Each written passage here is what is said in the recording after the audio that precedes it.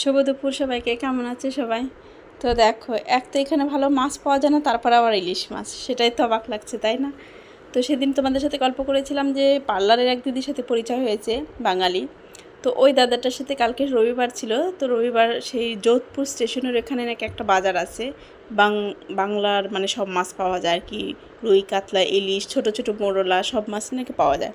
তো ওই দাদাটার সাথেই কালকে গেছিলো বাবা। তো অনেকটাই দূর আমাদের এখান থেকে, প্রায় 1 ঘন্টা রাস্তা, স্কুটি নিয়ে গেছিলো। তো ওইখান থেকে সেই ইলিশ মাছ নিয়ে এসছে। ইলিশ মাছটা সত্যিই খুব সুন্দর, ভালো ছিল। আর 1 কিলো ওজনের পাইনি, পেয়েছে হচ্ছে এটা 500 গ্রামের ওজনের ছিল, ছোট ছোট মাছ। কিন্তু তা সস্তা, মানে আমাদের মতো এখানে মানে যে হিসাবে দাম হওয়া উচিত সেই হিসাবে কিন্তু দামটা নেই এখানে। এগুলো 500 গ্রাম ওজনের মাছ নিয়েছে 800 টাকা কিলো, আর যেগুলো 1 কিলো ওজনের মাছ সেগুলো নাকি 1500 টাকা কিলো বিক্রি হয়েছে। তো আমাদের ওখানকার মতোই।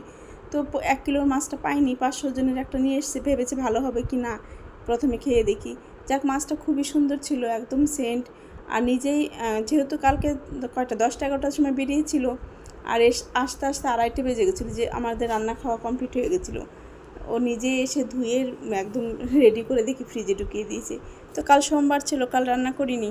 তো ভাবলাম আজকে ইলিশ মাছটা রেখে দিয়ে লাভ নেই, ফ্রিজের মাছ আজকে একটু রান্না করি। আর মেয়েরা তো খাবে না, যার জন্য অল্প একটু নিজেরাই মানে দুজনের জন্যই করলাম। আর ওর বাবা একটু ভাজা মাছটা বেশি পছন্দ করে, যে কোনো মাছই ভাজা মাছটা বেশি পছন্দ করে, যার জন্য ওর জন্য 2 মাছ ভাজা তুলে রাখলাম।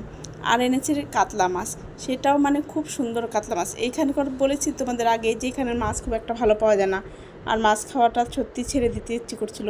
কিন্তু আজকে দেখলাম যে মাছটা খুব ভালো পেয়েছে, আর এনেছেও সুন্দর মাছ। যেমন ইলিশ মাছটা ভালো, আবার কাতলা মাছটা আর একদিন তোমাদের সাথে শেয়ার করব, সেই মাছটাও খুব সুন্দর। তো কেমন লাগলো জানি আমার ভিডিওটা। বাই বাই সবাই।